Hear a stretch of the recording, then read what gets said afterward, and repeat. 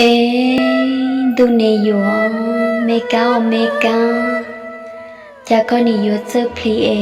con nì pli lì lo, chế ta lô mê plau cuộn đu nhau, con nì ya lần chua tì kha, ê chế có chín yếu cho, có lúc nè năng cố ca, cú pli chi tao chế, cú nì chi ta, tí nâng địa tế cho nì kiến chị xia. Lưu bờ chỉ mua nụ sầu mê cao, cha con nì ya tao ê, con nì ya kia tận đợi con lúc nè plau ma chỉ mua sư, cú mua chỉ tao chê,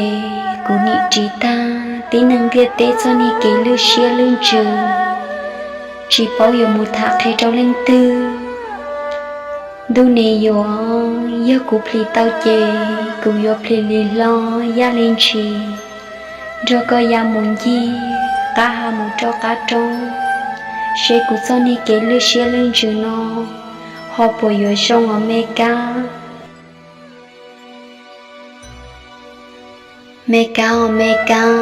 cha con ni chơi chia lọ chơi pli e con ni pli li plong cho mê ca mê nông ya muốn cháu pa ni ở trâu tụi mình công chúa trong đi cù non lưu xe mỏ lưu thì dùng đi cho xe dội ya nhớ là bao tao chè của pli li plong cho coi ya một cỏ khơi cao ya chỉ bố có tí tao cho can ya xe lưu xe luôn chữ mỏ nó họ bồi dưỡng cao mê cao